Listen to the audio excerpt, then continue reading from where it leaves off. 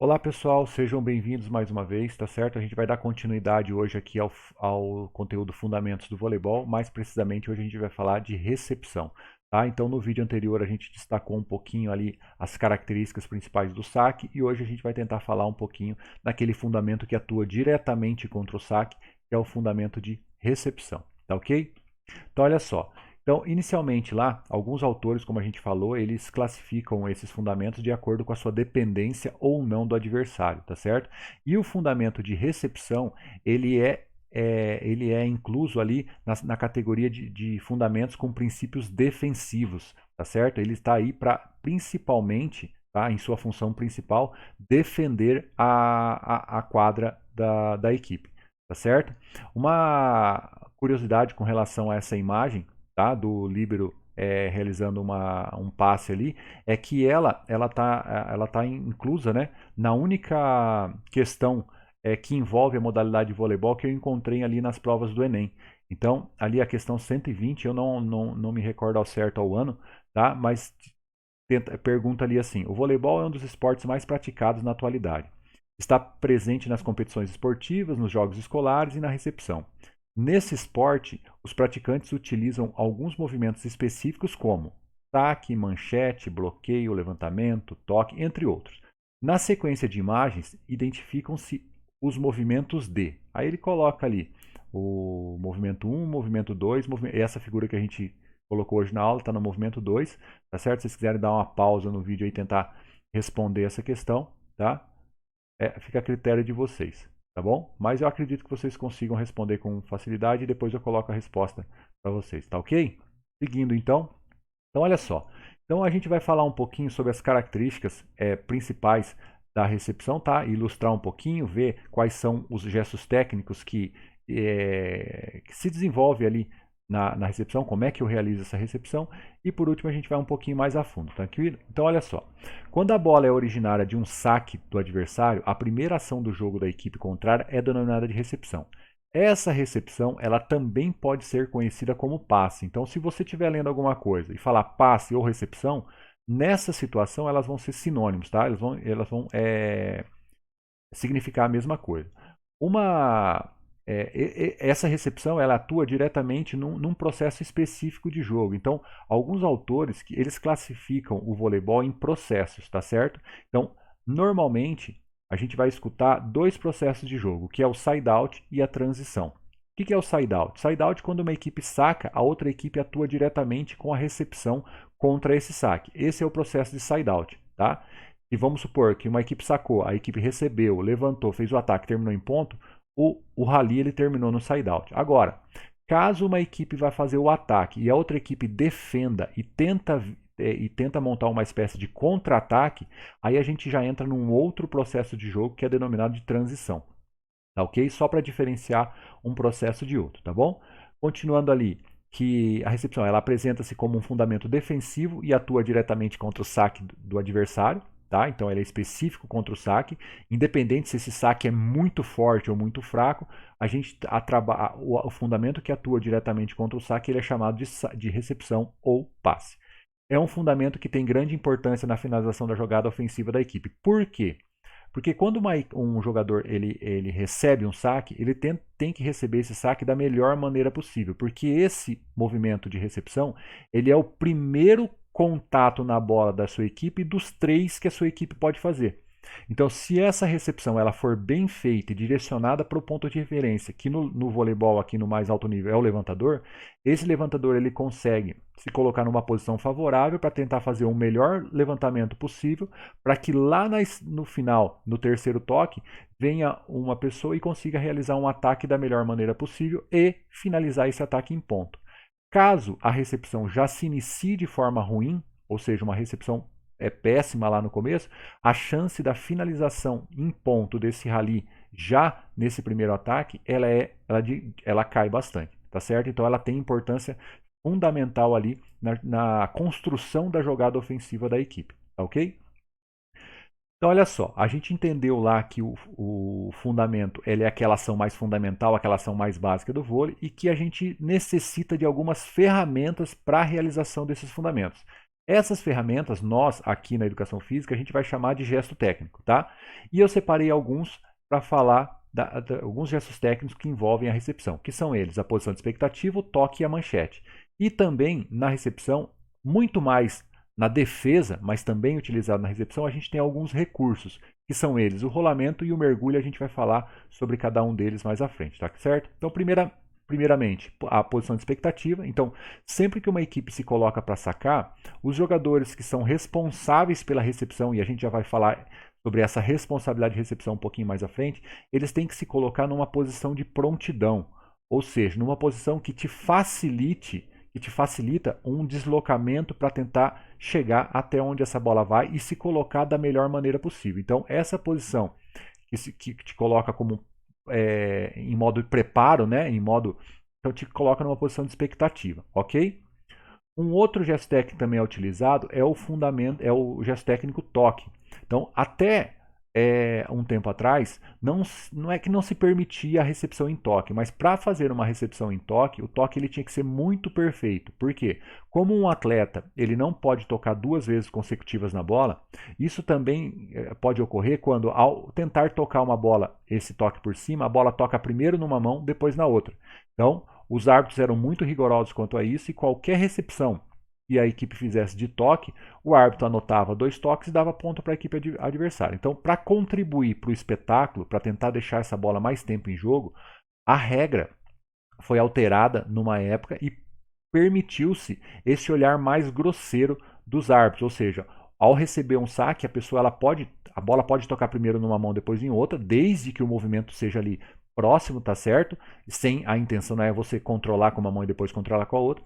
E aí o jogo prossegue de forma natural, tá certo? Então, normalmente o toque ele é utilizado quando? Quando a sua necessidade lá é uma precisão maior, normalmente lança a mão do toque. Já na recepção, o que acontece? Toda vez que o saque ele vem um pouco mais alto e um pouco mais lento, a chance de você colocar esse passe, né, fazer essa recepção no ponto certo lá para o levantador, sendo de toque, fica mais fácil. Já o outro gesto técnico é a manchete, onde eu atuo com os 2 braços unidos, sempre unidos, fazendo como se fosse uma base para essa bola tocar ali entre o punho e o cotovelo, tá certo? Então eu vou tentar fazer com que essa bola toque nessa região para tentar empurrar essa bola para o levantador. Lembrando, normalmente ela é utilizada numa proporção bem maior com relação à recepção, tá certo? Isso vem mudando ao longo dos anos, do tempo, mas normalmente é utilizada contra um saque muito mais forte. Então, toda vez que o saque vem muito mais forte, e o saque evoluiu muito ao longo dos anos, então toda vez que se trabalha contra um saque muito mais forte, se utiliza a manchete. E os 2 últimos, que são os recursos na recepção, muitos deles, o rolamento ele é muito mais visto no voleibol feminino, tá, em maior proporção, principalmente pela característica física da mulher, então pelo corpo, a formação corporal da mulher, ela não permite que ela trabalhe muito a parte do mergulho do peixinho. Então, normalmente é utilizado muito mais no feminino o rolamento, tá certo? E o mergulho no masculino. Entretanto, não tem a proibição de usar um ou outro masculino e feminino, isso não tem a ver, mas é mais pela constituição física mesmo. E normalmente esses recursos são utilizados quando a bola vem muito fora do seu raio de ação. Tá? Então, quando você tem que buscar uma bola muito fora do seu raio de ação, você lança a mão de alguns desses recursos, tá certo? Um outro ponto importante de ressaltar na recepção é essa ajudinha extra que veio para a recepção a partir principalmente de 1998, quando ocorreu, né, as mais recentes foi a mais crucial ali, que mudou o sistema de pontuação, tudo, e se inseriu o líbero. O que é a figura do líbero? O líbero é essa jogadora aí, ou jogador, né, no caso masculino, que atua o tempo todo com um uniforme de cor diferente, tá? Então, a partir de 98, se inseriu a figura do líbero, e esse líbero ele trabalharia exclusivamente com funções defensivas. Na verdade, a ideia principal foi que, quando da criação dele, que esse líbero ele atuaria principalmente na defesa, ajudando de qualquer maneira. Então, se treinaria um jogador especialista em defesa para fazer com que essa bola fosse mais defendida, consequentemente, essa bola ficasse mais em jogo e o espetáculo se tornaria melhor. É óbvio que os técnicos, além de treiná-los para uma situação defensiva também. Eles viraram especialistas na recepção e estão ajudando aí a recepção até hoje, tá certo? Inicialmente, lá em 98, foi inserido um líbero e hoje as equipes já têm a possibilidade de trabalhar com 2 líberos. Não 2 líberos simultâneos em quadra, tá certo? Não pode ter 2 de camiseta diferente em quadra, mas hoje se possibilitou a especialidade muito maior. Então, hoje em dia, realmente, um líbero ele é trabalhado exaustivamente para funções de recepção e o outro para funções de defesa, tá? Se trabalha bem específico essas duas funções nos livros, tá certo? E provavelmente a próxima mudança de regras que acontecerá, acredito que o ano que vem, para 2022, tá certo? Vai tentar incluir que hoje em dia o líbero ele não pode ser capitão de equipe, mas a ideia é que ele possa ser capitão de equipe numa próxima alteração de regra, tá certo?